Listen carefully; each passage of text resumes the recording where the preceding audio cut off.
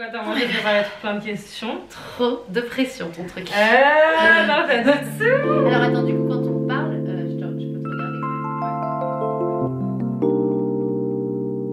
Alors salut tout le monde, j'espère que vous allez bien. Aujourd'hui on se retrouve avec Irène dans mon nouvel appart. C'est la première vidéo dans mon appart. Ouais. Donc ça c'est trop bien. Bon il est en bordel, vous voyez pas, donc c'est très cool. On va parler avec Irène qui est la fondatrice du magazine Paulette, donc c'est forcément. Mais qui va se présenter un peu plus avec cette première question où je te demande du coup de te présenter. Vas-y, ok. Alors, en gros, donc, je m'appelle Irène, j'ai 36 ans, j'ai grandi en banlieue parisienne. J'ai créé un magazine qui s'appelle Paulette il y a de ça 12 ans et j'ai co-créé d'autres... Il y a un projet qui s'appelle ESO Paris autour de l'ésotérisme il y a de ça 2 ans et demi et un projet holistique qui s'appelle 11h11 Holistic Project autour du bien-être pendant le Covid en 2020. Donc ça c'était 3 activités en tout. Ouais, c'est ça. Je peux juste revenir sur le mot ésotérique, qu'est-ce que ça veut dire? Ésotérisme. C'est tout autour du monde de l'invisible, du subtil, la voyance, l'astrologie, les énergies, voilà. Question classique, parce que j'ai demandé aussi aux gens de te poser des questions, donc il y a un peu un mix entre genre mes questions et les questions des gens. Ok, vas-y. T'as fait quoi comme études en fait?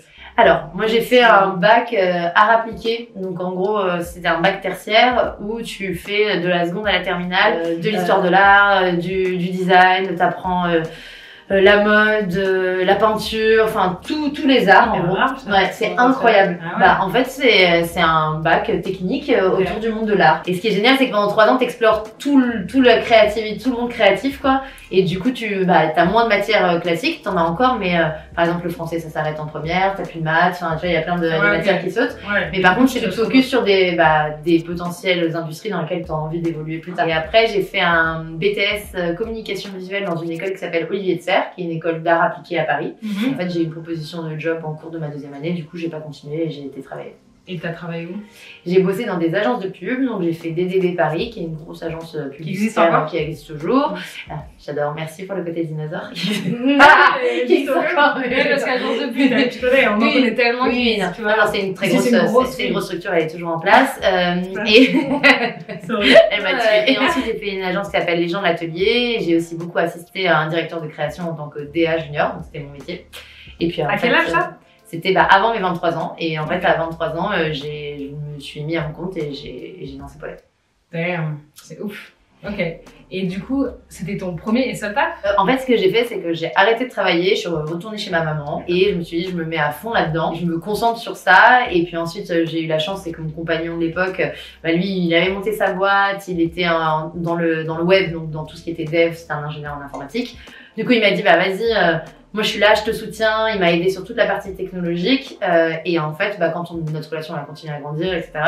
J'ai vécu avec lui, mais c'est vrai que du coup c'était difficile parce que toi t'as pas de source de revenus, mais en même temps t'es à fond dans ton projet et ça te ramène pas d'argent. Donc faut accepter l'idée de se dire que tu t'appuies sur ta mère pour les coups de main, sur ton mec, sur tes potes qui te payent les restos alors que toi t'as pas de quoi, tu vois. Mais ça faisait partie du sacrifice et je me disais que de toute façon j'allais y arriver et que je rendrais l'appareil d'une façon comme d'une autre et voilà. Ouais, ça c'est fou, je trouve. Comme tu disais, à 23 ans, t'as donc commencé Paulette, ça t'avait déjà Paulette? Ouais. Et c'est là où t'as fondé ton premier projet, tu l'as fait solo au début, ou t'étais du coup avec ton mec dès le départ? Alors en fait, lui, il était là, mon ex, sur la partie technique, tu vois, donc c'est lui qui a développé au début, on avait un blog, puis ensuite on avait un site, et c'est lui qui a codé tout ça. Et on a commencé sur les réseaux sociaux. À l'époque, les réseaux qui existaient, c'était Facebook et ça existait depuis 2 ans dans le monde. Donc clairement en France, c'était pas encore non plus the réseau, mais c'était en train d'arriver. Et en gros, on a créé j'ai créé une page et en fait j'ai fait un peu comme tu ferais sur LinkedIn aujourd'hui. J'ai ajouté plein de gens en mode ça peut peut-être être intéressant. Je présentais le projet. C'est des trucs qui sont pas du tout choquants aujourd'hui, mais à l'époque c'était vraiment très novateur. Et j'invitais les gens à me rejoindre s'ils avaient envie d'y participer parce que un magazine c'est plein de corps de métiers différents et clairement tu peux pas monter ça tout seul. Enfin en termes d'expertise, t'as besoin de quelqu'un qui fait du styling, t'as besoin de quelqu'un qui écrit. Enfin moi j'avais pas fait d'études de journalisme, tu vois, j'étais pas journaliste. Moi on va dire que tu pouvais mettre dans la case graphiste, DA, tu vois, mais je suis pas photographe non plus. Du temps. Oui bien sûr. Oui en plus. Et du coup, c'est vrai que c'est pas pareil que si par exemple, au début tu lances ta marque de fringues par exemple, comme tu as pu faire, tu peux le faire tout seul au tout début, tu vois. Mais il faut d'ailleurs. Oui, mais c'est vrai que quand t'as pas les skills, enfin moi je faisais plein de fautes d'orthographe, enfin tu vois, je sais pas, c'est clairement chacun des talents, tu vois. Et donc du coup, il y a plein de gens qui m'ont rejoint comme ça. J'avais une amie d'enfance qui elle avait fait du journalisme, qui a rejoint le projet qui a participé. J'ai eu des gens, aujourd'hui il y a Magali qui est dans mon équipe qui est donc styliste et DA. Et en gros, j'avais fait à l'époque ce qu'on appelle des meet-up aujourd'hui, sauf que meet-up de personnes pas connues, quoi, qui a pas d'audience. Mais où, en gros, j'avais dit, si vous voulez venir me rencontrer, je présente le projet. Il y avait une nana ici, Moulineau, qui avait un café à Panini. Elle m'avait dit, Irène, après les services, si tu veux, je te laisse l'endroit et tu peux faire ce que tu veux. Wow. Et du coup, au bout de la ligne 12, mairie d'ici, des inconnus de Paname et de banlieue qui viennent me voir, qui me connaissent ni d'Adam ni d'Ève, tu vois, parce qu'ils avaient vu le pitch de Paulette et que ça leur donnait envie d'y participer. Et moi, je pitch avec mes mood boards pendant 2 heures et j'ai fait ça genre pendant 1 semaine, quoi. Genre tous les jours. Et du coup, le but de ça, c'était d'avoir de rencontrer des gens. Okay. Non, de rencontrer des gens qui auraient envie de rejoindre le projet. Et tu vois, typique Magali, c'est son mec qui l'avait amené parce que elle, à l'époque, elle bossait pour le Citizen K. Elle était en tout début de sa carrière pro, tu vois. Et il lui avait dit, ce projet, il a l'air trop cool, ça te correspond grave, tu devrais trop y aller. Elle était un peu timide, donc elle osait pas. Donc ils sont venus ensemble. Ce qui est ouf, c'est qu'ils étaient dans mon école, mais qu'on ne se connaissait pas. Donc, complètement dingue. Elle était la promo d'au-dessus. Et en gros, genre, elle est venue à la fin, comme plein de gens qui ont rejoint le projet au début, elle est venue me voir en me disant, j'aimerais participer, je suis styliste, je pourrais t'aider là-dessus, ça. Et là, tu vois, 12 ans plus tard, elle est toujours là, quoi. Mais c'est quand même complètement fou. Et il y a eu plein de rencontres comme ça qui se sont passées par Facebook. Ensuite, j'avais fait une vidéo, je m'étais filmée, j'avais mis sur YouTube. Je m'étais quand même filmée en me disant, j'ai envie de continuer de rencontrer des inconnus, mais j'ai pas le time de faire ça en physique tout le temps. Et donc, je m'étais filmée, je faisais signer les clauses de confidentialité parce que j'avais trop peur que les gens copient le concept. Et c'est vrai qu'à l'époque, j'avais vraiment l'impression que ça allait être la révolution. Enfin, ça l'était, tu vois. La révolution, parce qu'à l'époque, faut se dire un truc, comme il n'y avait pas Insta, que les blogs, ça n'avait pas encore vraiment commencé, les meufs, quand elles cherchaient des inspirations mode ou même culture, elles lisaient les magazines, quoi. C'était la seule source de trucs, les magazines féminins, quoi. C'était ce truc-là. Après, c'est vraiment la question du média qui est devenu, tu vois, qui de plus en plus est sur Internet et de moins en moins en papier. Moi, j'adore encore avoir des magazines et tout, mais c'est vrai que j'en achète très peu et je trouve ça... Ah oui, non, clairement. Et c'est vrai qu'à l'époque, c'était ce que t'achetais de manière massive, mais c'est là où il y avait un problème, c'est qu'il y avait un manque de représentation qui était flagrant, criant. Moi, j'avais acheté de l'amour parce que forcément, il venait de sortir, c'était une révolution quand c'est arrivé en France.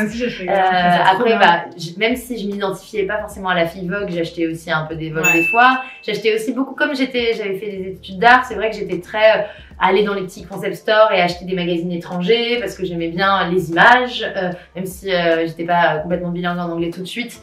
C'est vrai que ça me permettait d'avoir des moodboards d'inspiration et plein de mags, ceux qu'il y avait en place, quoi. T'avais Jeune et Jolie, t'avais plein de magazines, mais c'est vrai que dans la presse étrangère, t'avais des trucs encore très différents et c'était assez cool. Et c'était là où il y avait pour moi un problème entre mes potes, les gens que tu vois dans la rue et ce que tu voyais dans la presse, et t'étais là genre allô, on ne ressemble pas tous à la même personne, ce serait cool de montrer autre chose. Allô, les articles sur comment perdre 5 kilos avant l'été, genre c'est pas possible. Genre, et donc en gros c'était tous ces trucs, je me suis dit mais attends, c'est quand même bizarre que genre on ait que ça à manger en presse et qu'en plus avec l'arrivée des Tumblr, MySpace, tous ces trucs qui étaient en train de monter, tu voyais plein de gens normaux, tu vois, et c'est les blogs tout d'un coup, les filles qui ont commencé à se prendre en photo en disant ma fringue c'est H&M, c'est Zara, machin et tout. Enfin, c'est une révolution pour l'époque en fait.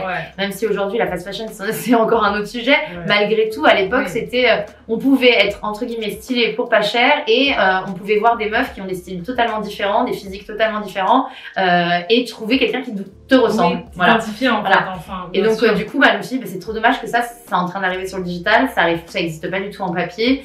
Donc si on crée un truc qui soit comme ça et qui en plus soit porté par une communauté et pas quelqu'un en haut de sa tour d'ivoire à la tête d'un grand groupe de presse qui décide comment tu vas consommer, comment tu vas penser, etc.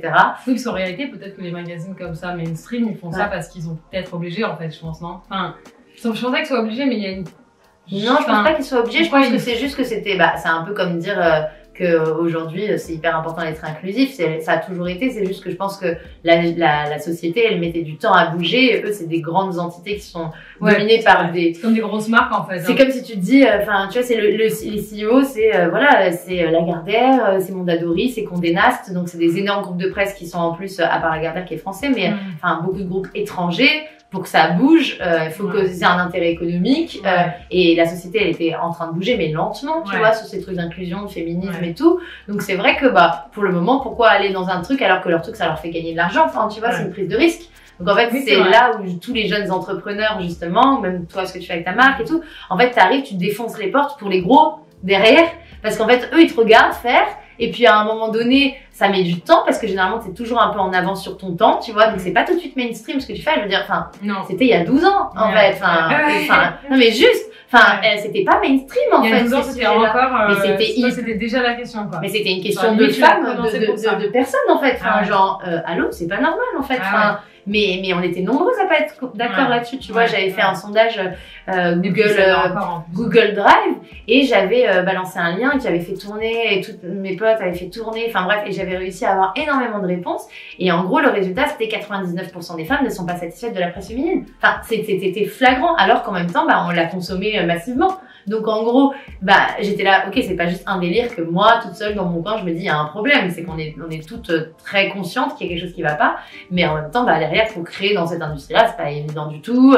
Enfin, c'est que des énormes géants qui sont en face de toi. Enfin, c'est comme se lancer dans le textile quand les jeunes créateurs commençaient. Nous, dans Paulette, on a mis des jeunes créateurs dès le début parce qu'on disait que c'était hyper important de pousser la jeune création et de consommer différemment, justement.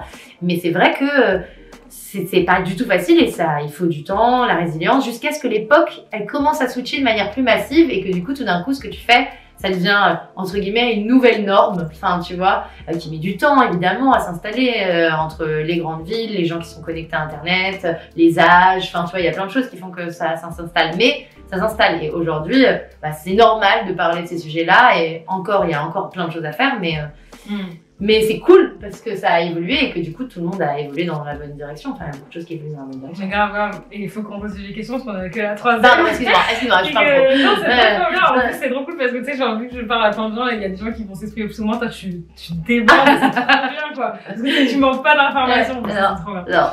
Du coup, j'allais devenir comment est venue l'idée de Paulette, mais en fait, juste tu sentais un manque aussi dans. Et je pense, en fait, souvent le cas de beaucoup d'entrepreneurs, ça part d'un besoin personnel. C'est-à-dire que, et c'est souvent les bonnes idées, ça part de ça. Parce qu'en gros, tu te dis, j'ai expérimenté quelque chose, j'ai remarqué qu'il me manquait quelque chose, et donc du coup, je crée la solution à ce manque, tu vois. Ouais, j'étais là, j'ai expérimenté les médias féminins, il manque plein de choses, pas qu'une chose.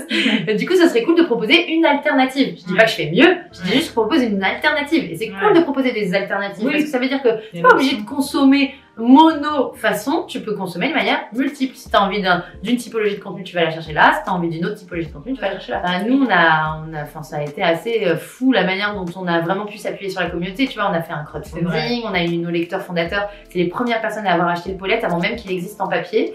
Et c'était, ils le précommandaient, tu vois. Et si on avait assez de précommandes, ça produisait, tu vois.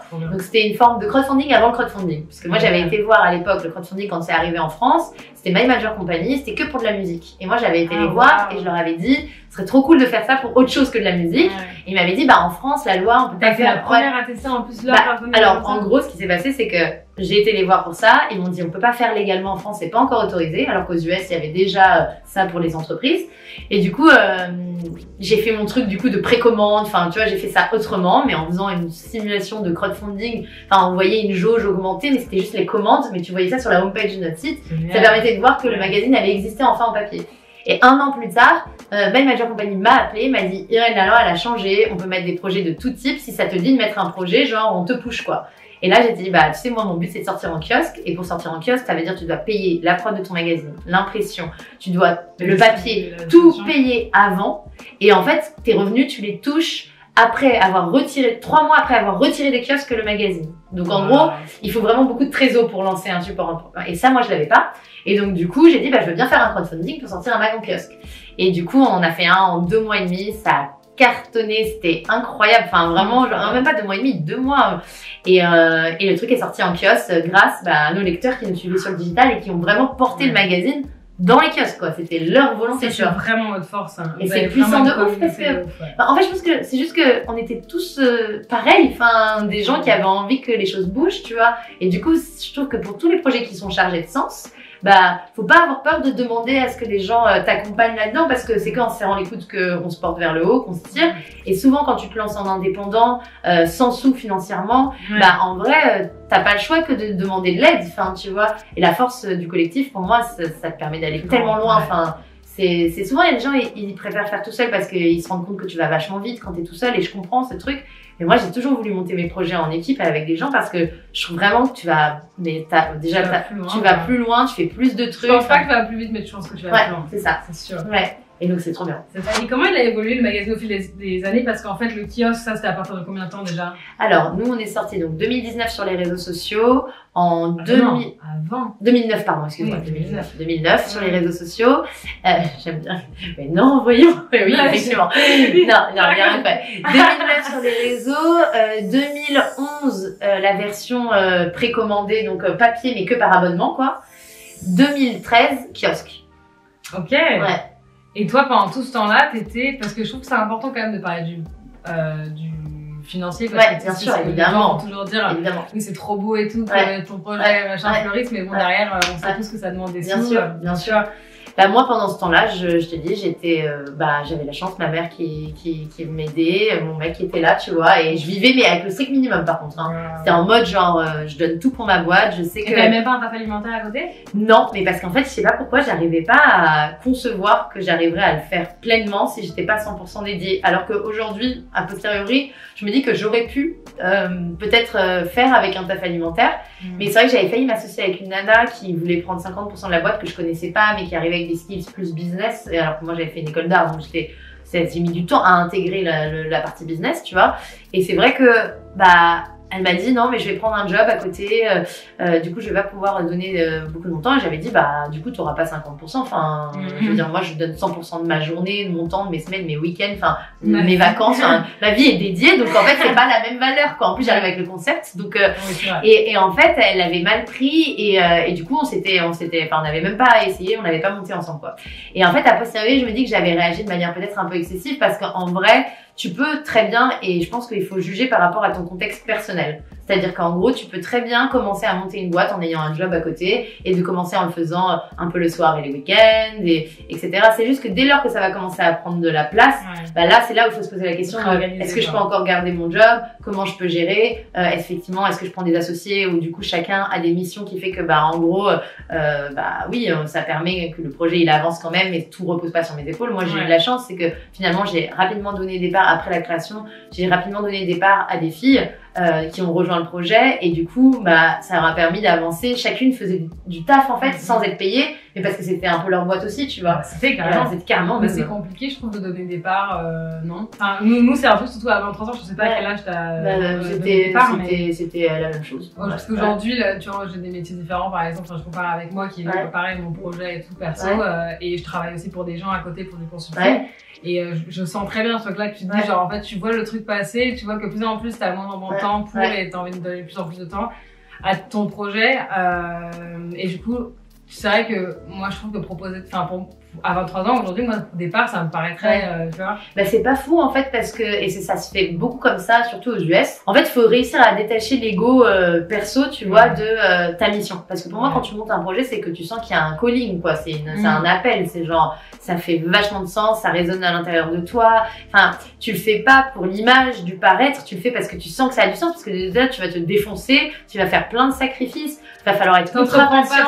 En fait, si c'est pas une mission, pour moi, il y a deux raisons d'entreprendre. Il y a le passionné qui est persuadé qu'il a genre une putain de mission et que c'est son rôle et qu'il va faire un truc qui a du sens pour la société, pour le collectif et qui va entreprendre pour cette raison parce qu'il se dit en fait je me vois pas faire autre chose que ça parce qu'en fait c'est ça en fait, tu vois, et qui a trouvé sa voie et qui a envie d'en vivre et que ce soit son métier, etc. Et puis t'as aussi, ce que je suis aussi aujourd'hui, tu vois, quelqu'un qui voit des opportunités de business et qui se dit là il manque un produit, je vois que si je mets tant potentiellement en tant de temps ça pourra me remporter tant, donc en vrai c'est un placement, tu vois ce que je veux dire, c'est un travail comme tu pourrais placer tes sous et ton temps dans quelque chose pour que ça te rapporte ce temps d'argent, tu vois. Mais c'est vrai que Paulette, au départ, moi, je l'ai pas créée comme une businesswoman, je l'ai créée comme une jeune femme qui voulait faire bouger les choses, en fait. Ça aurait pu être un projet associatif, tu vois ce que je veux dire? C'était vraiment une dimension très... Elle était chargée de sens pour moi, c'était le sens avant le business. Et c'est bien d'avoir les deux aujourd'hui. Bien sûr, c'est essentiel, mais ça tu l'apprends avec le tas quand tu l'as pas. Je te demanderais justement ce que tu as appris. Tu l'apprends avec le tas quand tu l'as pas parce que si on te l'a pas transmis, si t'as pas fait d'école de commerce, si t'as pas ça, c'est des choses que tu comprends pas tout de suite et qui d'ailleurs deviennent vite des complexes en plus au fur et à mesure que tu avances parce que t'as ce syndrome de l'imposteur en disant oui je suis à la tête d'une boîte mais en vrai ça je sais pas, ou ça je sais, enfin je prends des décisions mais je suis pas sûre. Les premières années t'es dans le doute permanent, tu vois. vois. Enfin, c'est moins dans le doute aujourd'hui. Aujourd'hui, bah, forcément, quand tu gagnes en expérience, tu doutes moins parce que t'as. C'est vraiment l'avantage de. Bah, en fait, l'expérience, ça sert à quoi? C'est que, en fait, ça te sert à faire des erreurs. Et du coup, apprendre de tes erreurs, et du coup, bah, face à une situation, te servir de ce que tu as appris. Donc, forcément, là, t'as toujours du stress, mais t'as l'expérience. Donc, qui dit expérience dit confiance en toi, ta capacité de rebondir même face à une erreur, même face à un échec. Pour moi, il n'y a pas d'échec, tu vois, il y a vraiment que des apprentissages. Et du coup, bah, dès lors que tu captes qu'en fait, t'es là pour apprendre en permanence, bah, t'enlèves un peu cette épée de Damoclès au-dessus de ta tête de je dois pas me tromper, je dois pas me tromper, je dois pas faire d'erreur, je dois pas faire d'erreur. Enfin, en fait, c'est ok. Non, mais, enfin, tu sais, on fait tout ça, en fait, enfin, et on continue de faire des erreurs même en vieillissant, en fait. Donc, si tu t'enlèves déjà cette pression et que tu dis juste, j'écoute mon intuition, je fais ce qui résonne pour moi, je teste, je learn, je teste, je learn, je teste, je learn. C'est un mindset que tu prends comme un sport, quoi, enfin, tu vois. Et en fait, bah, du coup, tu t'accables moins, t'es moins dur avec toi-même, tu vois. Et tu te dis, je suis là pour apprendre, on est tous là pour apprendre, il y a aucune personne qui fait pas d'erreur, enfin, sinon, enfin, ça n'existe pas en fait. Parler aussi du fil, parce que je me demandais comment il a évolué au fil du temps, mais aussi au fil du contenu même. Ouais. Bah, le contenu, en gros, on avait commencé un peu en mode, bah, on veut les filles real life, donc tu sais, c'était la mode du street style à l'époque, donc vraiment, genre, on prend en photo des gens dans la rue, voilà, c'était vraiment, et pour moi, ça, c'est une révolution. Moi, enfin, je préfère le quand le street style, mais quand le street style est arrivé, il n'y en avait pas. Donc en fait, t'imagines bien que c'est une putain de révolution. T'as que les papiers glacés et les campagnes de pub, et là, tout d'un coup, t'as des vraies meufs normales prises en photo à la avec Instagram voilà. Aussi. Et ce truc-là, c'était vraiment, donc nous, on était là-dedans à fond dès le début. On était dans le body positif à fond dès le début, tout type de corps. Avant même qu'on en parle. Hein. Ah ouais, non, c'était très important. Donc ça, c'était ça. On était dans la diversité, donc les meufs de toutes les couleurs de peau, toutes les confessions religieuses. Enfin, il y avait vraiment ce truc de se dire, faut que tu te sentes représentée, tu vois. Et ensuite, ce qui a évolué avec le temps, c'est donc du coup c'était féministe dans le sens sans avoir besoin de dire le mot, même si c'est un très beau mot et pour moi c'est pas du tout une insulte et c'est pas un mot problématique. Mais c'est vrai que à l'époque on l'utilisait pas vraiment comme terme, mais en fait bah, on était engagés parce que c'était un projet engagé en fait. Enfin, tu vois et puis moi mon envie c'était de dire j'aimerais que les gens se décomplexent de tout leur choix de vie. Ouais. Non, parce qu'à l'époque, il n'y avait pas ce truc de l'engagement, c'était pas à la mode en fait, tu vois. Donc c'était plutôt qu'ils se décomplexent de leur choix de vie et que si, bah, tout d'un coup, bah, par exemple, si t'as pas envie de faire de grandes études, si t'as pas envie d'avoir d'enfants, si t'as pas, je sais pas, il y avait plein de choses, genre, je sais pas, bah, c'est justement en fonction de ta préférence sexuelle, tu vois, amoureuse, je sais pas, t'as pas envie de te maquiller parce que enfin, en fait, à l'époque, il y avait tellement d'injonctions et elles étaient mais vraiment extrêmement lourde sur le poids des filles. Alors, les hommes différents, mais quand même présentes aussi, bien sûr. Le mec doit ramener de l'argent à la maison, il doit tenir le truc, il doit être en forme, en shape et tout, machin. Et ils ont aussi leurs injonctions, mais je veux dire, les femmes ont quand même été plus oppressées dans la société que les hommes, c'est factuel, tu vois. Mais en tout cas, il y avait tout ce sujet de se dire, bah tiens, si on décomplexait les femmes à être juste toutes les femmes de leur vie, tu vois, ce qu'elles ont envie d'être, genre vraiment dans leur complexité, dans leurs incohérences, dans leur changement d'avis, elles ont droit en fait, juste à le droit. Et c'était ça. Et en fait, au fil du temps, on a questionné, enfin cette bienveillance du coup envers les femmes, elle s'est élargie en fait envers tout le monde en fait, tu vois. Et pour moi, on a été aussi, on a voulu parler aussi, bah voilà, de toutes les identités de genre, enfin tu vois. Et ça a été avec l'époque aussi, tu vois. Ça. Mais je sais que quand bah tu vois, c'était je sais plus quelle année. Non, ça évolue doucement, mais je veux dire, c'est des sujets dont on parlait pas avant, tu vois. C'est sûr. La transidentité, t'en entendais pas parler. Attends, vous en parlez déjà? Alors nous, on n'a pas parlé en 2009, ni en 2010, ni en 2012, mais par exemple, bah tu vois, on avait mis Inès Raoult en couverture de Paulette, première top modèle trans française, et en fait, elle était connue plus aux US qu'en France, c'est ça qui était fou, tu vois, alors qu'elle était française, parce qu'elle avait fait la couve de Playboy aux États-Unis. Et donc, du coup, bah, elle a fait la couve de Paulette, tu vois, et en fait, trop bien. Et en fait, bah, Inès, elle est impressionnante, hyper inspirante. Enfin, c'est une femme incroyable, tu vois. Et c'est vrai que, bah, en fait, c'était pas trending topic comme c'est aujourd'hui où ça choquerait plus personne, tu vois. Et ça choquait personne parce que, enfin, c'est juste, une femme, tu vois. Mais ce que je veux dire, c'est que, on n'a pas eu peur. Enfin, pour nous, c'était juste normal, en fait. Enfin, tu vois, il y avait pas de sujet. Ça, c'était en 2014. Non, ça, je sais plus quelle année c'était. Non, Inès, c'est plus tard. Mais ce que je veux dire, c'était que c'était quand même en avance sur son temps, tu vois. Et comment tu fais quand t'es autant en avance dans ton temps? Genre, sur quoi t'es en avance après aujourd'hui, tu vois ce que je veux dire? Ben non, mais il faut toujours envisager le futur, tu vois. Faut toujours penser à comment faire. En fait, moi, ce qui m'intéresse dans mon métier aussi, c'est de dire, comme on est un média, tu dois toujours penser à comment la société va évoluer, tu vois. Et puis, dans quelle direction t'as envie qu'elle aille, tu vois, parce que toi, tu donnes ta signature avec ton média, c'est ton point de vue, tu vois. C'est la même façon que quand t'achètes un journal, si t'achètes Le Figaro ou Le Monde, c'est pas le même point de vue qui est présenté, tu vois. Il y a un angle éditorial qui est bien singulier au groupe et au support. Et donc, quand t'achètes Paulette, tu sais que ça vient avec des convictions, tu partages ou tu partages pas, mais il y a un angle, tu vois. Et donc, du coup, t'influences toute une société. Bien sûr, t'as un impact, on a tous un impact d'influence de toute façon. Et c'est vrai que, moi, ce qui m'intéresse, c'est d'observer la sociologie, les gens, vers quoi ils tendent, quelles sont les tendances émergentes et qu'est-ce qui peut potentiellement être la norme de demain, tu vois, et du coup d'aller creuser ça au travers des sujets, des talks, des conversations, des rencontres et tout, et ouais, c'est trop intéressant, c'est passionnant. Et aujourd'hui, c'est comme ça qu'il évolue pour Team Paulette alors il évolue autrement que sur papier, tu veux en dire gros, de toute façon, nous on n'était pas que le papier puisqu'on est né sur le digital, donc du coup c'était une communauté digitale qui s'est très vite diversifiée tout au long des années parce qu'on a fait beaucoup d'événementiels, qu'on a lancé nos talks, qu'on avait lancé nos podcasts, qu'on avait lancé une émission de télé même pendant 2 ans sur Click TV, tu vois, où on faisait les discussions Paulette, on est sponsor d'une équipe de football féminine, des petites gamines, on a un Paulette Comedy Club qui est un plateau d'humour au féminin où en gros c'est que des femmes humoristes qui viennent se produire, qu'on a lancé nos workshops où c'est des ateliers partout en France, et on s'arrête pas, tu vois, on a fait un sextoy, j'ai vu ça, il a l'air charmé. Et du coup, c'était important de se diversifier, tu vois, de faire plein de choses, et tant que ça fait du sens en termes de message et de ce que tu veux faire passer. Enfin, pour moi, par exemple, empower les femmes, toutes les personnes sur leur sexualité, c'est hyper important parce que être connecté avec ton énergie vitale, ça te permet de te donner de la puissance, et dès lors que tu as de la puissance, tu as confiance en toi et tu peux faire des choses, tu vois.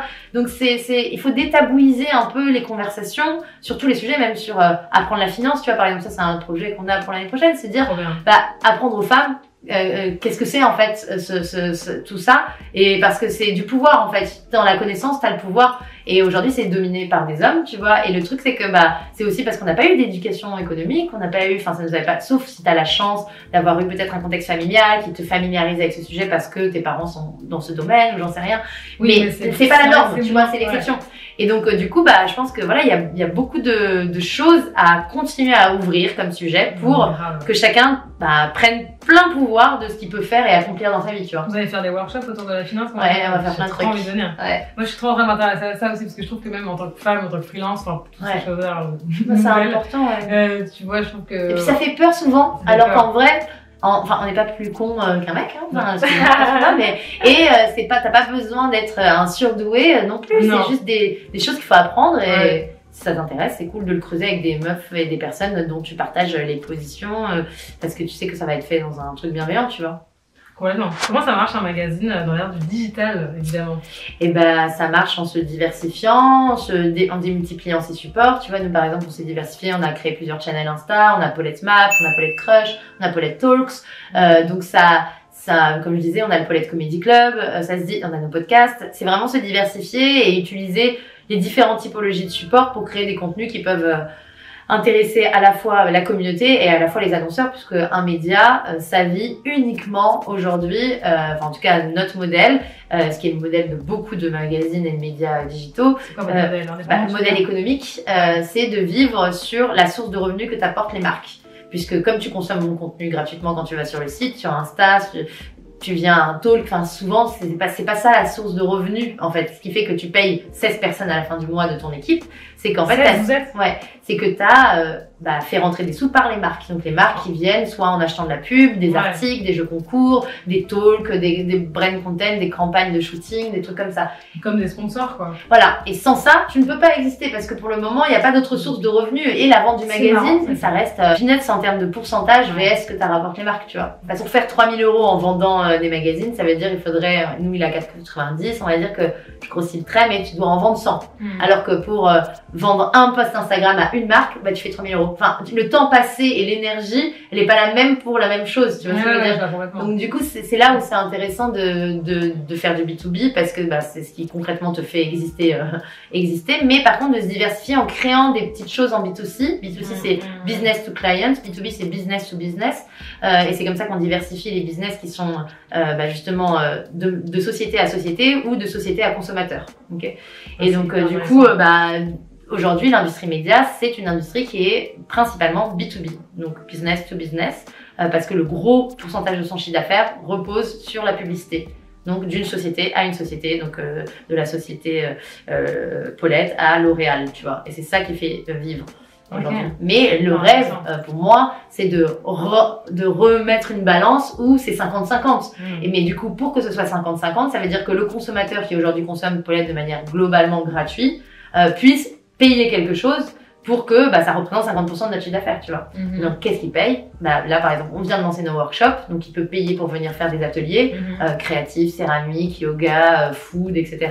Et c'est créer des nouvelles offres comme ça qui pourraient payer pour que du coup, tout d'un coup, tu sois pas 100% dépendant des marques. Parce que quand se passe le Covid et que du jour au lendemain, les marques, elles disent stop, on communique plus dans les médias, toi, tu fais 0 chiffre d'affaires. C'est ce qui s'est passé là. Oui, c'est ce qui s'est passé. Et en fait, c'est que elles reviennent doucement mais sûrement, mais pendant toute cette période, comment tu fais? T'as une équipe à payer, tu vois.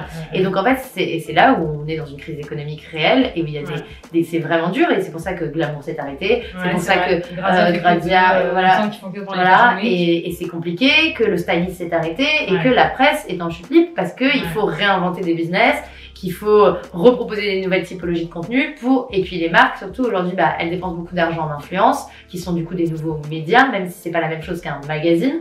Et donc, du coup, forcément, elles ont moins d'argent à mettre dans les médias. C'est ce que j'allais dire, c'est marrant parce que j'ai l'impression que ton business model en tant que Paulette, c'est genre le business model de genre toutes mes métiers presque, parce que tu vois, genre il y a B2C, donc je vends des fringues, mais avec l'influence, je me fais aussi de l'argent que à travers avec les marques. C'est presque un truc, mais pourtant, tu vois, je trouve que c'est hyper important quand même la presse. En fait, pour moi, il faut les deux, mais c'est vrai qu'aujourd'hui, voilà, les marques aussi. Ça nous donne quand même un énorme poids en tant qu'influenceur, alors qu'on est juste des gens on a des gens qui nous follow, mais bien sûr.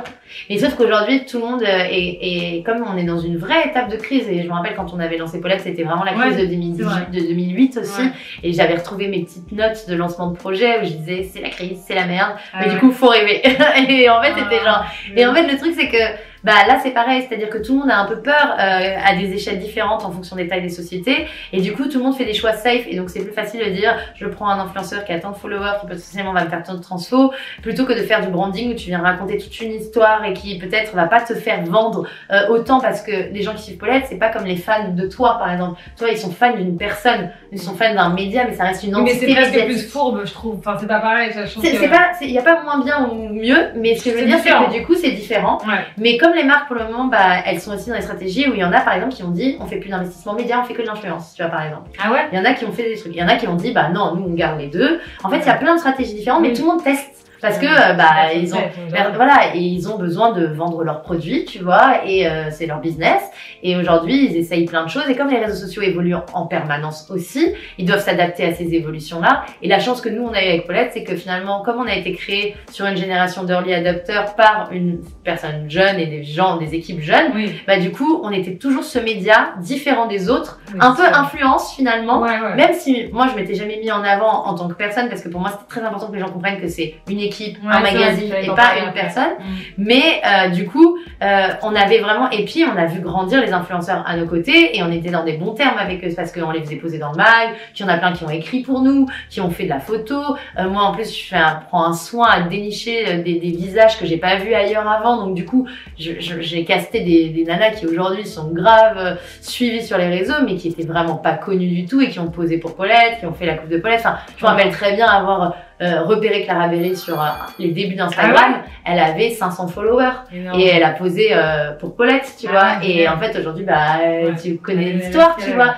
Et la même chose pour tellement d'autres filles et de garçons qu'on a fait poser. Et en fait le truc c'est que du coup, ce qui est génial, c'est qu'on a ce truc alors que la presse, quand l'influence est arrivée, qui se sont retrouvés invités au défilé, qui étaient invités par les marques, comme c'est des institutions plus anciennes avec des gens qui sont plus âgés aussi et un fonctionnement de faire, ils ont un peu rejeté ça. Il y a eu un peu un bail de la presse contre les influenceurs. C'était un peu genre les journalistes et les influenceurs, on les fait pas venir en même temps. Oui, c'est vrai que c'était une équipe. Tu vois, il y avait c'était et puis ça a fait des énormes débats. Enfin, je veux dire quand avant en défilé, t'avais que des journalistes et du jour au lendemain, t'as que des personnalités d'influence qui sont pas forcément des pop stars de la musique, tu vois, qui sont vraiment des créateurs de contenu. C'est vrai que ça a chamboulé toute une industrie et nous en fait ça n'a rien changé parce qu'en fait on était déjà dans ce truc là en fait, tu vois.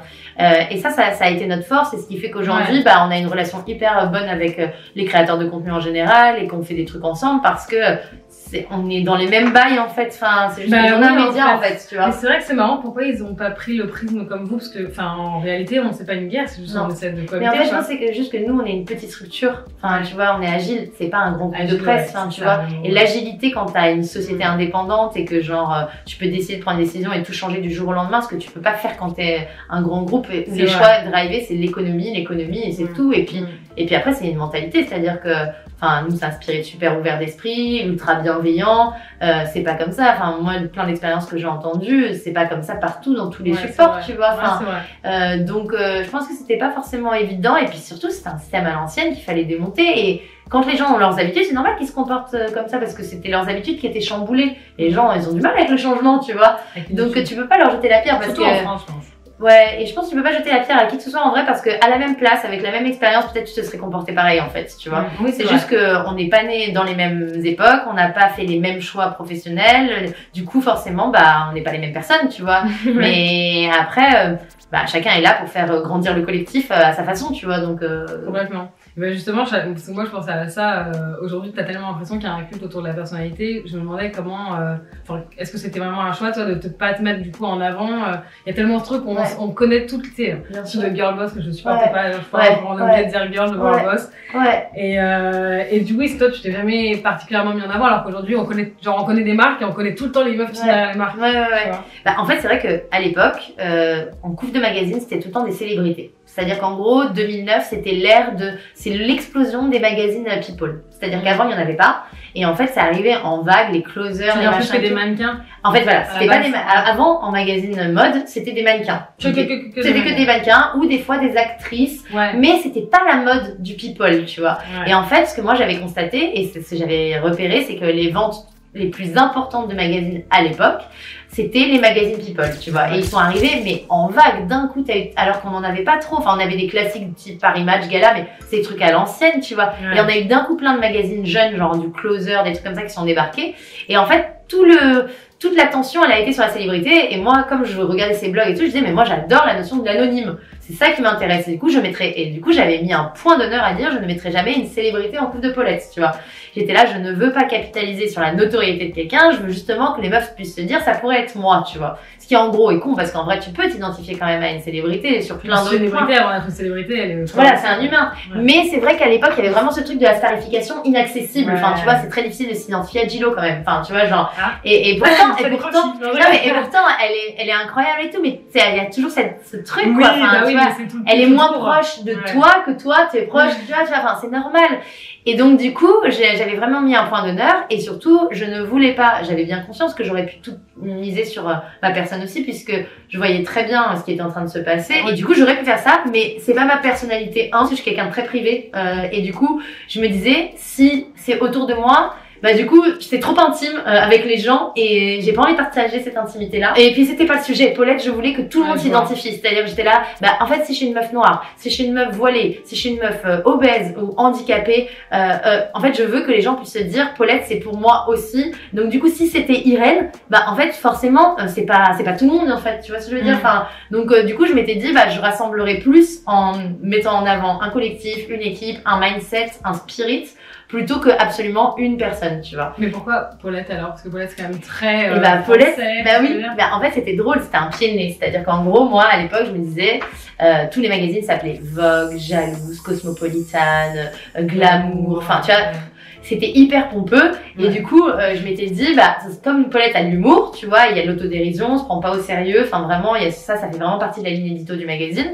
Je m'étais dit ça serait cool de prendre un pied de nez en ayant quelque chose d'un peu décalé. Et ensuite bah comme c'est pas un concept pompé sur l'international et qui naît en France, je trouvais ça très cool de signer avec un vieux nom français parce que je me disais si demain en plus j'avais la projection de vouloir m'internationaliser, je m'étais dit bah si dans 10 ans j'ai envie de commencer à faire l'international, c'est cool d'avoir une signature française, tu vois, ça me servira, tu vois. Et ensuite je m'étais dit bah comme c'est un magazine qui est bienveillant envers les femmes, en fait je me suis dit si je prends un vieux prénom, bah, du coup, ça va évoquer une grand-mère. Et même si toutes les grand-mères sont pas sympas, de manière globale, la grand-mère, ça t'évoque quand même quelqu'un qui te veut du bien, tu vois. Il y a ce truc un peu chaud, chaleureux, tu sais, qui te fait les bons petits plats et tout. Encore une fois, je dis pas que c'est comme ça toutes les grand-mères, mais malgré tout, c'est la sensation qu'on a quand on y pense. Et donc, du coup, je m'étais dit, bah, d'avoir ce truc-là, c'est cool parce que ça me montre à quel point le média est dans la bienveillance. Et puis, plutôt que de prendre un adjectif qui, je trouve, tu vois, vogue, glamour, cosmopolitaine, c'est des adjectifs. Je m'étais dit, prendre un prénom, ça plante la personnalité. Ça dit, la meuf qui lit ce magazine-là, enfin, tu la retiens par son nom parce qu'il y a un truc, elle a des avis, c'est pas un adjectif, tu vois. Et en fait, bah, du coup, j'ai listé plein de vieux prénoms et Paulette est ressortie parce que je trouvais ça joli, graphique, etc. Et en fait, je connaissais aucune Paulette dans ma vie j'avais choisi ce prénom parmi une liste de plein de vieux prénoms féminins français. Et en fait, avec le Covid, j'ai fait vachement de développement personnel, j'ai vécu des trucs un peu difficiles à titre perso et j'ai fait des expériences de chamanisme parce que dans d'autres de mes activités, je fais des choses qui ont un rapport avec tout ça. Et en gros, au travers plusieurs de mes séances j'ai eu des visions et en fait, j'ai eu des informations et en fait, je suis retrouvée sur des infos de mon enfance où en gros, à un moment donné, j'ai été gardée par une femme qui apparemment s'appelait Paulette, mais moi je ne m'en rappelais pas parce qu'elle avait un surnom et j'ai récupéré des lettres, des trucs. On a tout quoi. Ah oui, non. Et en gros, cette femme en fait était violente. Et donc en fait c'est ouf parce que je l'avais complètement effacée de ma mémoire et en plus je me rappelais que son surnom. Donc en fait du coup j'avais pas son vrai prénom et son surnom n'a rien à voir avec Paulette, tu vois. Et du coup c'est incroyable parce que quand j'ai capté ça m'a un peu choquée. Surtout qu'en plus du coup j'ai des mémoires qui sont venues que j'avais certainement effacées de mon enfance, c'est la petite enfance, tu vois. Donc du coup t'es vraiment petite donc tu te rappelles pas forcément. Et en fait le truc c'est que moi je l'ai tatoué sur mon poignet, tu vois, ce truc là parce que c'est le premier projet de ma vie, tu vois. Et en fait c'est ouf que finalement inconsciemment, et c'est là où tu vois comment l'inconscient ça travaille, j'ai voulu faire un truc super lumineux, super bienveillant, comme je dis, une grand-mère qui te veut du bien, un truc ultra positif avec une base de souvenirs que j'avais effacés de ma mémoire qui était traumatique. Et c'est là où tu te dis, c'est complètement fou. Et c'est vrai que sur le coup j'ai eu des frissons et j'étais genre tétanisée, tu vois, quand j'ai vu qu'en fait c'était tatoué sur ma peau et qu'en fait c'était pas. Et en fait je me suis dit non, tu sais quoi, j'ai réussi à transformer du mauvais en du bon. Et en fait et aujourd'hui Paulette pour moi ça peut pas être un souvenir mauvais parce que c'est magique, enfin tu vois, c'est un projet exceptionnel, tu vois. Et du coup je me dis l'être humain il a une capacité qui est incroyable. Et moi je disais tout le temps non, Paulette, je connais personne qui s'appelle Paulette, genre j'ai pris ce nom parce que graphiquement il est hyper beau, c'est vrai en plus, mais c'est marrant de et que le head c'est joli et tout. Bon c'est complètement fou. L'inconscient de ouf quoi. J'étais comme ça l'année dernière. C'est dingue. Ouais, non, c'est dingue. L'autre jour, on en parlait, en fait, l'histoire de base. L'histoire de base. C'est que Yann m'a fait chialer, parce que aussi, je pense que j'étais particulièrement sensible à ce moment-là. J'étais même pas bourrée, les gars, je l'avais même pas vu. Mais j'étais très sensible, et de toute façon, je suis sensible en général, enfin bref. Et qui se justifie de chialer. Il n'y a pas besoin de Et en fait, tu me racontais qu'en fait, tu t'étais pas rémunérée au bout de 7 ans, tu m'avais dit? Ouais, 6-7 ans. 6-7 ans? Ouais. Après, c'est parce qu'évidemment, j'avais la chance, comme je disais, voilà. En fait, ce que je prends toujours. Privilège, je pense qu'il faut pas se comparer dans le sens où il y a des trucs que tu peux comparer, mais il faut toujours se dire qu'on a tous des contextes différents, tu vois. Ouais. Et moi, j'ai profité de mon contexte. Et puis, tu devais pas non plus te faire enfin, tu te faisais pas d'argent aussi, c'est un choix aussi. Bien sûr. Bien sûr.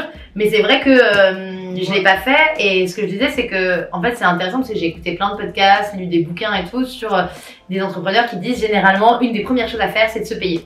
Et c'est drôle parce que moi, ils disent ça? Ouais. Parce qu'en gros, ils disent que quand tu te payes, ça te met une pression de psychopathe.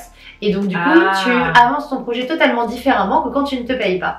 Parce qu'en fait, du coup, quand tu ne te payes pas, tu te poses un peu en martyr, tu vois. T'es un peu je me sacrifie pour ma société. Et moi, j'étais vraiment dans ce cas. Alors, je le vivais pas mal, tu vois, parce que je me disais, ça fait partie du chemin. On t'a toujours appris que, tu sais, quand tu fais un truc, ça doit être dur, que tu dois transpirer, tu dois mouiller le maillot, que si c'est pas dur, c'est que c'est pas bon. Alors qu'en fait, aujourd'hui, je suis plus vraiment complètement d'accord avec tout ça. Et ma vision, en tout cas, elle a un peu évolué, il y a de la nuance.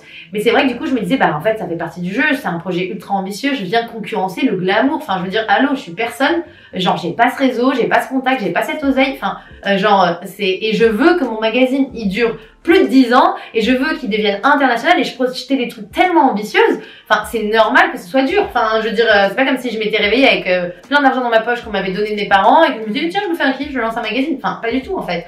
Et du coup, je m'étais dit bah le sacrifice fait partie du jeu, tu vois. Et du coup, tant que c'était pas stable et que moi j'étais là moi de toute façon je suis pas à la rue, je suis pas à la porte, donc en fait c'est ok, je peux encore faire sans me payer, tu vois. J'ai un toit, j'ai un mec, j'ai ma mère qui me file un coup de main comme elle peut, malgré le fait que voilà, elle est pas aisée et tout. Mais du coup, ta mère c'est le sang de la mère. De fou. C'est ma vie. Mais c'est vrai que je me disais en fait change ton train de vie, tu vois, fais des choix. Si c'est ça qui est important pour toi, bah ouais, fais plus de shopping et c'est pas grave, tu vois. Prends les mêmes fringues, prends des fringues. Moi je sais que j'ai toujours chopé les fringues de ma mère et tout. Donc je te dis c'est pas grave. Et puis la chance que j'ai eue, c'est que j'ai eu des amis mais qui m'ont tellement soutenue, qui m'ont tellement cru en moi. Et même s'ils avaient peut-être peur pour moi parce que ça durait des années, et qu'ils disaient mais putain, à un moment donné, il va falloir qu'elle se paye, tu vois, il va falloir, est-ce que ça va un jour décoller, ce truc, enfin, tu vois. Et puis même au niveau de la société, c'est dur, je trouve, parfois. Bien sûr, d'assumer. S'accrocher, d'assumer. En fait, je fais pas de fric. Voilà. C'était quand même un sujet, tu vois. Ouais. Mais je pense que j'étais tellement persuadée que je tenais un truc qui allait marcher. Et en fait, je pense que c'est juste que c'était un chouïa en avance, tu vois. Mais que j'étais là, genre, mais non, ça a du sens. Et que j'ai eu la chance de pouvoir m'appuyer sur ça. Mais si j'avais pas eu cette chance-là, je pense que l'appel était tellement important à l'intérieur de moi que je pense que j'aurais fait certainement un job alimentaire. Tu vois, j'étais graphiste, donc des missions de graphiste en freelance. J'aurais fait autrement, mais j'aurais fait parce que c'était ma première mission de vie. J'avais vraiment l'impression que c'était mon objectif, mon focus. J'arrivais pas à penser à autre chose, tu vois. C'est trop bien. C'est hyper inspirant ce que tu dis. Comment t'as fait pour ne pas baisser les bras? C'est juste, t'es habité quoi. Alors, t'es habité par ta mission. C'est juste, t'es habité. Heureusement t'as ce fire en toi, tu vois. Moi je dis toujours, si tu veux lancer un truc sans oseille, que tu sais que ça va être galère mais que c'est ambitieux, faut que le truc vraiment il t'anime. Sinon, ça va être compliqué tu vois. Donc déjà ce feu en toi. Ensuite, j'avoue qu'il y a plein de matins où je me suis réveillée où j'avais envie de baisser les bras. Enfin, parce qu'honnêtement, tu peux être très vite démotivé. Un mec qui te dit, un contrat qui te dit non, quelqu'un qui te claque entre les doigts parce que il y avait plein de gens qui m'aidaient de manière bénévole au début, tu vois. Enfin, parce que on avait tous envie que ce truc se lance et tout. Et puis du coup, une dispute, un mot de travers, un truc un grand magazine qui commence à faire des trucs qui ressemblent. Et tu sais, t'as plein de choses qui peuvent te démotiver, tu vois. Mais je pense que j'ai eu la chance de voir une mère combative et qui m'a montré que en fait quand on veut quelque chose, on se bat, on lâche pas l'affaire et puis si ça résonne, elle m'avait vraiment pour moi inconsciemment, parce que c'était pas beaucoup mais dans sa façon d'être, je pense qu'elle m'a inspirée assez pour croire en moi en fait. Et dans les moments de down, moi j'ai appris à les vivre, tu vois, et à me dire voilà, tu sais quoi, je suis down, j'ai envie de bouffer de la merde et de rester dans mon lit, je le ferai. Et puis demain est un autre jour, tu vois. Et en fait, en vrai, je pense qu'il faut pas répresser non plus. Moi, je suis pas trop pour l'injonction à la positivité, même si je suis quelqu'un de très positif, parce que je pense que tu peux pas être tout le temps et que c'est ok. C'est une autre pression. En fait, voilà, c'est une autre pression et il y a une vraie injonction à ça, tu vois. Clairement. Et peut-être qu'on y a un tout petit peu participé aussi, parce que nous, on était vraiment dans un truc de très positif, mais c'était jamais dans le but tu dois l'être. C'est juste pour te dire, et c'est sûr que tu vis une vie plus heureuse quand tu décides de voir le verre à moitié plein. Enfin, c'est une réalité, fact. Ouais. Mais par contre, que tu n'en aies pas les capacités H24, c'est une réalité, fact, bis, tu vois.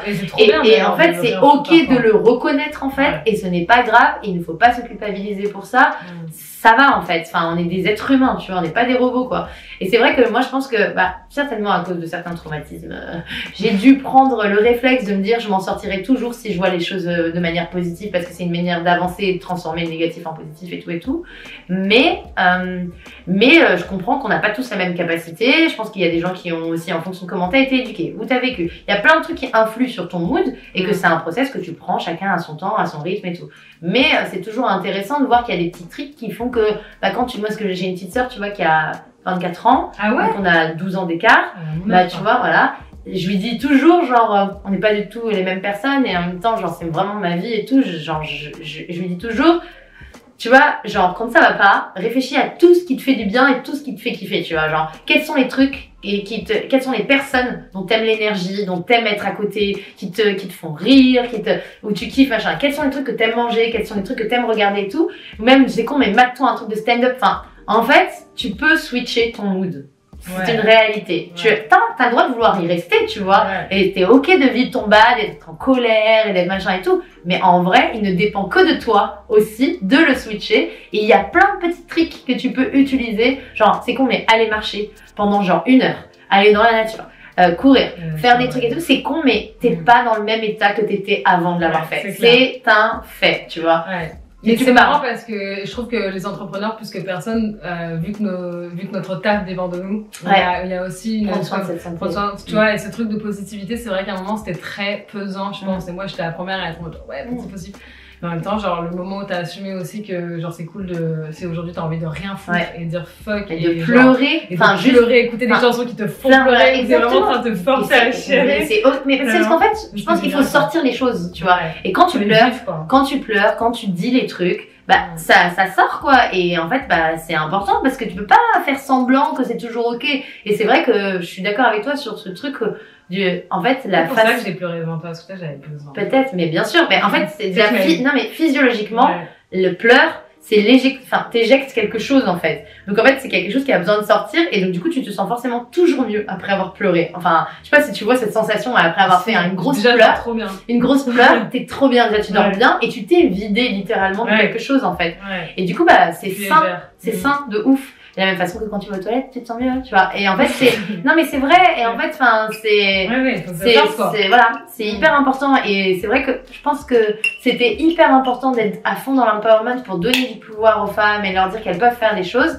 Mais attention toujours à chaque tendance, elle a toujours des injonctions qui s'y greffent. Et du coup, effectivement, le complexe derrière de dire, en fait, moi, je me sens pas si forte de faire tout ça, ou je me sens pas si forte parce que j'ai l'impression plutôt de loser. Mais en vrai, quand tu rencontres les 3/4 des meufs entrepreneurs, on a tellement de moments lose. Mais en fait, c'est juste qu'on les met pas sur les réseaux sociaux, en fait, tu vois. Enfin, genre, voilà. Et du coup, le truc, c'est que, t'as pas forcément envie de montrer quand t'es vulnérable, tu vois. Et aussi parce que c'est un truc tellement privé et personnel que tu préfères le partager avec ta meilleure pote ou ton mec, ta meuf. Enfin, tu vois, et c'est des trucs, c'est des trucs, c'est l'ordre de le super intime, tu vois. Enfin, genre, et je suis pas sûre que tout se partage, tu vois. Enfin, après, chacun fait ce qu'il veut, tu vois, mais c'est vrai que, du coup, c'est sûr, avec ce truc de poster sa vie et tout, forcément, c'est une banalité ce que je dis, mais ça a forcément nourri les complexes de chacun. Et c'est en ça que ça fait du bien de voir la nouvelle génération aussi d'influenceurs qui viennent aussi déculpabiliser en racontant aussi leur merde.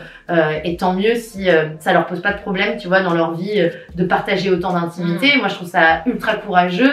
Personnellement, je sais pas si je pense que je n'arriverai pas, mais c'est pas pour une question de pas vouloir montrer mes faiblesses, c'est parce que je le fais beaucoup au terme de talk ou de mentoring que je fais avec des gens et j'ai pas peur de montrer tous mes points faibles et tout, mais c'est juste que ce truc du grand public de partout sur le digital ultra connecté, c'est un truc moi perso je n'y arriverais pas, tu vois. Ouais, et puis en plus tu sais parfois tu vois des gens sur les réseaux genre en bas parce qu'il y en a qui en partagent et toi t'es pas dans ce mood là et en fait je trouve que tu comprends pas. Donc du coup genre je vois pas pourquoi je le ferais et puis surtout moi je pensais à un truc quand ton image est aussi liée à ton business. Oui, bien sûr. Il y a ce truc aussi genre où t'as l'impression, genre l'autre jour j'ai regardé American Beauty.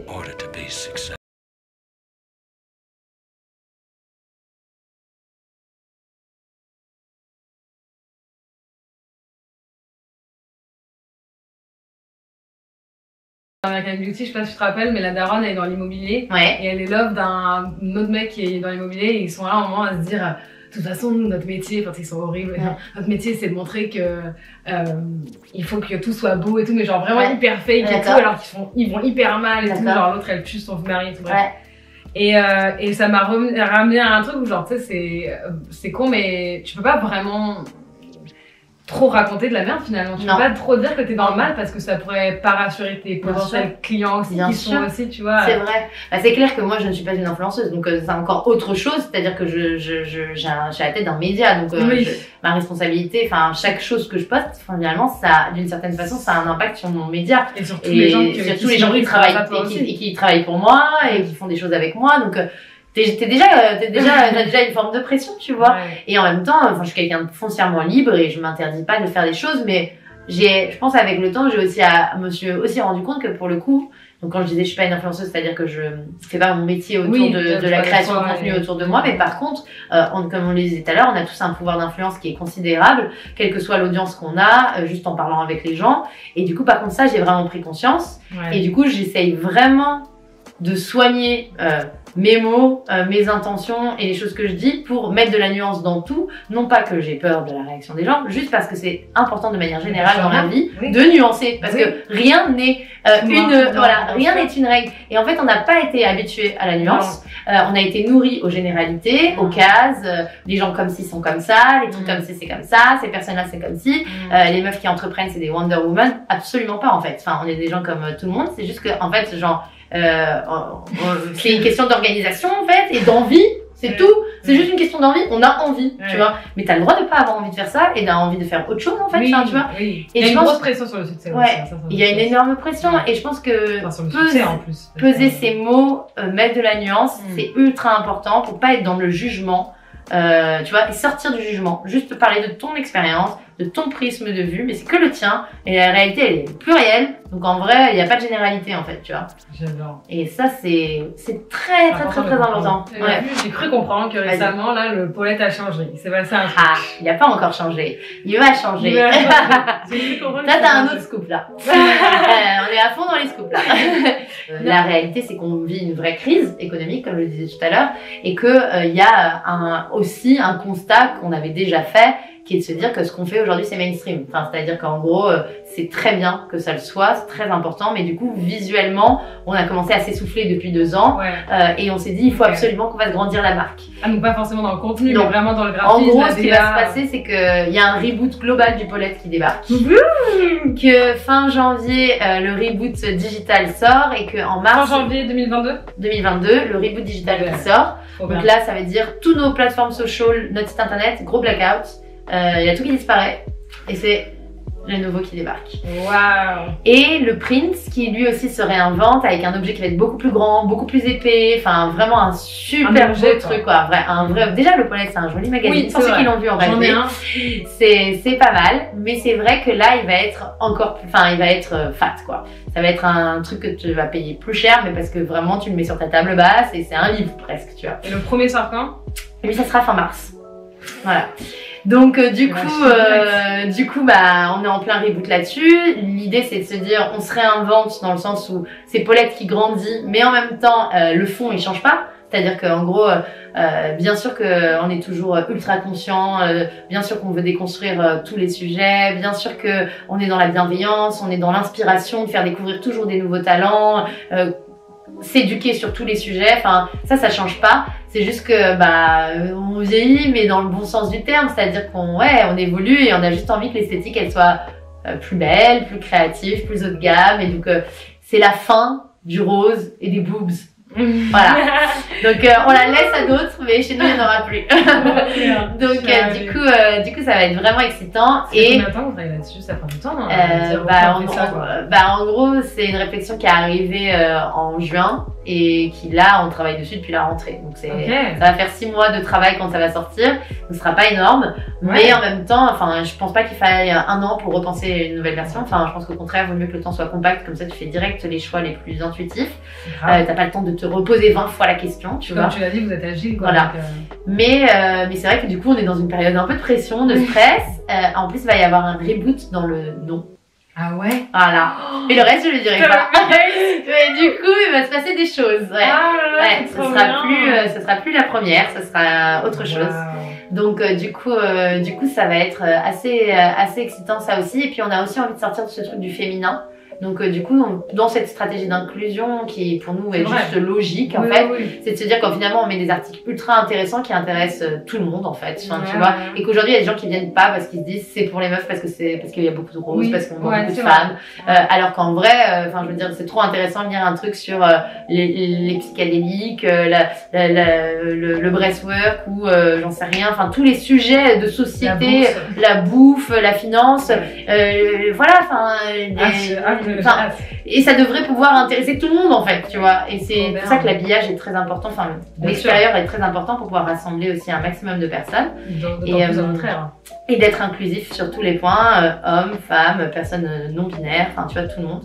Donc hyper excitant. Trop excitant, trop bien. Ouais. Donc vous allez continuer quand même à faire des workshops et tout ça, mais en fait voilà, ça va être un autre branding et du coup les partenariats qui vont aller avec ce nouveau branding aussi, tu vois. Trop bien. C'est trop cool. Ouais. Ok. Comment avoir un stage là-bas en fait? Alors comment avoir? Déjà ça c'est pas bien compliqué. Tu vas sur le site internet, tu vas dans la partie contact. Ouais. On n'en prend pas des masses. On n'est pas ce genre de société qui tourne qu'à la stagiaire. Et on n'en prend que dans des catégories de jobs spécifiques où on a besoin de stagiaires. Donc à la rédac, donc si tu as envie d'écrire, des formations journalistiques, là il y a du stage.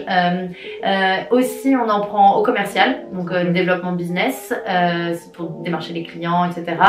Et ça nous est déjà arrivé d'en prendre, mais c'est plus ponctuel pour ce qui est de l'ordre du community management, parce qu'on est quand même on a déjà 2 CM, donc mais c'est juste que des fois il y a des périodes intenses et du coup là on a besoin d'un peu de renfort. Donc c'est sur des périodes courtes les stages de 2 mois, mais c'est assez suffisant pour avoir une bonne expérience et écrire autant sur le print que sur le digital. Et alors je t'ai coupé quand t'as dit, mais comment on fait alors pour exactement? Tu vas sur le site, tu vas dans la partie contact, tu trouves le mail de la nana qui est responsable rédactionnelle et tu envoies la rédac, ou responsable, ou les gens qui sont commerciaux et t'envoies, comme pour n'importe quelle autre société quoi, tu vois. Genre, vous prenez des tu prends les contacts, tu écris, tu vas sur LinkedIn, tu écris. Par contre t'écris pas à moi, parce que t'écris vraiment au rédac chef si tu veux faire du journalisme, aux commerciaux si tu veux faire du business, et voilà. Et toi, c'est quoi ton métier d'ailleurs? Enfin, tu fais tout et comment ça se passe quand t'as Comment ça s'organise? Plus de gens? En gros, donc moi, comme je suis la chef d'entreprise, je suis assistée d'une fille en finance qui m'aide sur la partie banque, suivi de nos chiffres, analyse, etc. Donc au début, je l'ai fait, la compta. Aujourd'hui, je l'ai fait pendant des années toute seule. Et puis à partir du moment où j'ai accepté que c'était bien d'être accompagnée, j'ai trouvé vraiment quelqu'un de fantastique, Manon, qui vient d'ailleurs avoir un petit bébé aujourd'hui. Ah ouais? Oui. Un petit librin en plus. Ouais. Donc du coup, non, ça c'est vraiment génial. Et ensuite, j'ai des gens qui sont vraiment responsables de leur pôle et de leur mission. Et moi, en gros, je gère avec ces personnes-là, mais ils ont beaucoup d'autonomie quand même. Donc j'ai mon pôle commercial où ils sont 3 à développer le business, que je vois toutes les semaines avec des réunions. J'ai mon pôle du coup CM où elles sont 2 sur toutes nos plateformes social et on fait des réunions pareilles toutes les semaines. J'ai mes 2 rédac chefs où on fait des réunions ça. J'ai la personne qui est aussi à la mode, à la DA Magali dont on parlait tout à l'heure, avec qui on brainstorm. En ce moment on est en plein brainstorm sur les moodboards du nouveau bébé. Donc voilà, on a quoi en termes d'équipe? On a une fille à la vidéo, au graphisme, voilà, à la maquette, donc finalement ça va vite. Vous avez des bureaux? Oui, on a des bureaux à côté de la chapelle.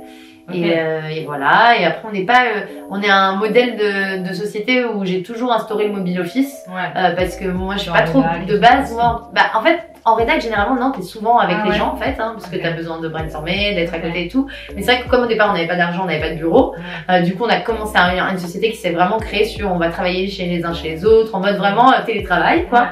Et en fait quand on a commencé à prendre des bureaux, la première fois qu'on en a pris c'était en 2015, donc ça faisait quand même déjà 6 ans que la boîte elle existait et on n'avait pas de bureau avant.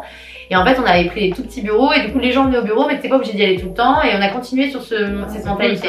Et ce qui fait que du coup, j'ai aussi des gens, tu vois là, par exemple, un de mes développeurs commerciaux, lui, il est parti s'installer à Bordeaux, mais il remonte sur Paris de temps en temps et on fait quand même toutes nos réunions toutes les semaines, mais ça fonctionne. Le Covid, ça nous a pas déstabilisé dans notre façon de travailler, tu vois. Parce que on est déjà, en fait, quand t'embauches des gens qui t'as confiance, qui sont sérieux, qui sont des vrais bosseurs, finalement, t'es pas obligé de leur imposer des horaires de travail, un lieu de travail. Enfin, vaut mieux qu'ils soient dans les meilleures conditions pour eux, pour travailler le mieux possible, tu vois. Tu juges au résultat. Enfin, moi, je juge au résultat, tu vois.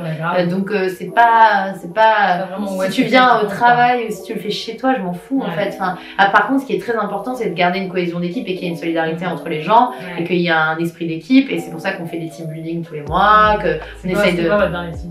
C'est énorme, le concept de team building, déjà, moi j'ai appris ça. C'est un truc un peu à l'ancienne de Ricain, les team building. J'adore. On a fait tellement de choses, franchement. Oui, il est cool. Enfin, on a fait beaucoup de team building pendant le confinement parce qu'on était à distance, mais on les a fait du coup en mode genre cours de recettes en visio. Tu vois, on avait une chef et nous on était tous dans nos cuisines en train de faire un coup des gyoza, un coup on a fait des gnocchis. C'était hyper cool. Mais sinon on a fait des trucs en physique, on a fait un million de trucs. Tu as passé par un cours de sport comme un lancer de hache. Il y a un truc à côté de nos bureaux où c'est du lancer de hache, tu vois, genre on a fait tout ce que tu peux imaginer de classique en team building, tu vois, c'est drôle mais je sais plus, j'en ai pas d'autres comme ça, tout ce qui me vient en tête, mais c'est toujours une manière, juste un prétexte pour se réunir et faire un truc fun ensemble, tu vois. Trop bien. Donc si vous faites des stages là-bas, vous allez faire des gnocchis en visio. Et t'envisages comment toi le futur juste Bah écoute, là je suis très excitant. Ouais, là il est excitant parce que c'est le reboot, donc c'est vrai que pour moi j'envisage l'idée de déjà remonter la barre d'un point de vue économique pour pouvoir continuer ce qu'on avait commencé d'internationalisation en 2019 parce que c'était la 10e année de Paulette, on a quand même fait 2 events à New York. Une semaine de pop-up store qui a cartonné en pleine Fashion Week en septembre. C'était ouais, c'était le fire. Ouais, on a monté l'événement, c'était incroyable. Et ça a duré une semaine et c'était trop bien, les gens étaient au rendez-vous, on avait fait des talks trop bien, on avait fait plein d'ateliers, enfin franchement c'était chambé. On avait fait une grosse soirée en janvier pour le lancement de notre site anglais, donc on était vraiment dans une dynamique, enfin c'était vraiment, on était en pleine success story, tu vois, on a vraiment été tiré vers le bas avec le Covid et la chute d'investissement publicitaire qui est arrivée. Et là ce qui est cool c'est qu'on voit qu'elle revient, enfin qu'elle reprend, mais pas au même niveau où elle était au moment où ça s'est arrêté, tu vois. Donc c'est en ça que pendant tout ce moment-là, t'as été en souffrance économique et du coup là ça revient, c'est chouette et c'est pour ça qu'on arrive aussi avec une nouvelle offre, un nouveau projet. C'est ça que j'allais dire, c'est ce moment-là, il a quand même fait cogiter bien sûr, il a fait cogiter tout le monde. Tout le monde a et nous c'est sorti de là aussi, tu vois, c'est de se dire voilà, il faut se réinventer, t'as pas le choix de toute façon si tu veux survivre. Et donc du coup je suis très excitée parce que je sais qu'on fait quelque chose qui va être très contemporain, qui va selon moi à la fois plaire aux marques, à la fois plaire aux consommatrices, qu'on va pas perdre les gens parce que on est la même personne en fait, enfin on est les mêmes gens, c'est la même équipe, c'est pas comme si on avait dit on se sépare de toutes les personnes qui font Paulette aujourd'hui, on prend des gens totalement différents pour faire un média totalement différent. Non, c'est les mêmes gens, c'est les mêmes personnes qui écrivent pour le magazine, c'est juste qu'on va faire grandir le truc et ça va être super naturel, mais en même temps une vraie rupture quand même d'un point de vue visuel, tu vois. Et ouais, c'est trop cool. Elle m'a dit un truc, vous le savez pas. Vous saurez qu'en mars. En janvier. En janvier? Ouais. Oui, on va dire revue digital. Trop bien. Ok. Et oui, donc tu me racontais sur le futur. Donc ouais, le futur hyper excitant, d'aller chercher tout, même pour nous, c'est trop bien en fait. Et je suis persuadée que ça va prendre et on va relancer l'international dans la foulée. D'ailleurs, le magazine sera pour la première fois en anglais-français. Donc vraiment, on est vraiment dans cette dynamique d'internationalisation. Moi, j'ai jamais considéré que la France était mes frontières, tu vois. Je me suis toujours vue quelqu'un qui appartenait à la planète, tu vois. Voilà, de ouf, c'est hyper cliché, mais en même temps, pour moi, quand tu vois les choses comme ça, tu te mets pas de limite, tu vois. Et en fait, ce qui est génial avec le digital et les réseaux, c'est que tu peux faire une collab avec quelqu'un qui est au Japon, avec quelqu'un qui est aux US. Si vous avez des appétences communes, que vous avez des talents qui se croisent et que vous pouvez vous parler en 2 secondes, pourquoi tu te limiterais, tu vois? Complètement. Après, il faut juste connaître un peu le marché, mais bon, c'était curieuse. Oui, mais tu vois, en fait, tu peux commencer par des trucs, c'est rien, tu vois, une petite collab, un jeu concours, un live, un talk. T'as envoyé d'ailleurs des sextoys à droite à gauche dans le monde? Dans le monde, non, mais on a fait en France, mais en fait, le seul, c'est l'artiste qui a designé la boîte, elle est franco-suédoise, si je me trompe pas, il me semble, et elle est en train de faire un jeu concours avec sa communauté, tu vois. Mais non, parce qu'en fait, c'est la marque avec qui on a fait les sextoys qui s'appelle Puissance, c'est une jeune marque française qui s'est lancée tout récemment, crowdfunding, il n'a pas non plus encore des moyens de dingue, tu vois, donc chaque sextoy, genre, il lui a coûté de l'argent, il coûte cher, tu vois, c'est pas, donc on peut pas se permettre d'envoyer partout comme ça. J'ai hâte d'avoir les retours mais ouais, il est trop bien. Bien sûr que je l'ai, moi c'est mon compagnon. Donc non, c'est trop cool, c'est trop important, c'est trop bien. Donc voilà, et puis après les autres projets que j'ai, ESO et 11h11, il y a tellement de choses qui arrivent là, que du coup c'est hyper excitant. J'ai même pas eu le temps de t'en demander dessus, mais c'est fou. C'est cool d'explorer plein de choses, et encore une fois, tu vois, moi souvent on me dit mais comment tu fais pour faire tous ces trucs là? En fait je dis en fait je fais à l'heure, à la journée, je me mets pas une pression de psychopathe, je fais comme je peux mon temps et chaque jour est une nouvelle journée et surtout je fais des projets, je suis pas toute seule, tu vois, il y a toujours des gens qui collaborent, donc soit des associés, soit des gens de mon équipe et tout, donc du coup au final, en fait, comme n'importe qui, je mets des créneaux dans mon agenda et là c'est pour ça, là c'est juste une organisation, juste voilà. Et tu pourras m'envoyer les liens de tes projets, où est-ce qu'on peut trouver sur ces projets? Sur Insta, tu vois, tu vas sur mon Insta Irène Olzac et tu vois dans ma bio Paulette, Maison Paulette qui est notre agence de com où on fait du contenu pour les marques, et ensuite ESO, 11h11, même notre asso Hacker, voilà. Trop bien. Ok, déjà bravo, c'est incroyable, moi ça m'inspire énormément. Et merci beaucoup d'être venu. Merci à toi, merci à vous de regarder ça et croyez en vous, toujours ultra important. Ouais, moi mon message serait vraiment, en fait, ne vous comparez pas trop aux autres Et juste faites ce qui résonne pour vous, quoi. Vraiment, c'est un truc qui vous tient à cœur, quelque chose que vous croyez vraiment, même si les gens y croient pas encore autour, c'est pas grave, parce que si vous le ressentez, c'est que c'est pour vous. Et vraiment, je pense qu'il faut arrêter de tout le temps attendre l'approbation autour de soi ou de se comparer, parce qu'on est tous différents, on a tous une expérience différente. Et le plus important, c'est de savoir qui on est. Et du coup, faut pas avoir peur de se poser des questions, se regarder dans le miroir, d'affronter notre personnalité, nos envies, les assumer pleinement. Et puis ensuite, généralement quand tu fais ça, tu te trompes pas en fait. C'est un truc de ouf, tu te trompes pas. Je vais me refaire chialer. Oh, tu sais que j'ai failli pleurer 2 fois, alors je sais pas pourquoi tu me donnes envie de pleurer. Je sais pas si c'est bien ou pas. Et là, ça veut dire que ça résonne, ça veut dire que ça résonne. Tu vois, c'est peut-être ça, je sais pas. Bon, en tout cas, merci beaucoup. Merci. C'était trop cool. Et on se retrouve, j'espère, pour d'autres projets, d'autres trucs. Moi, j'aime trop faire des trucs avec Paulette. Je pensais à ça avant que tu parlais, je me suis dit, est-ce que Paulette fait des fringues? Mais on fera des trucs, bah oui. L'année prochaine, ça va être cool. Ouais, grave. Bon, bah, gros bisous à tous. Salut. On se retrouve très bientôt pour une nouvelle vidéo. Salut. Putain, je sais pas quand tu vas monter tout ça.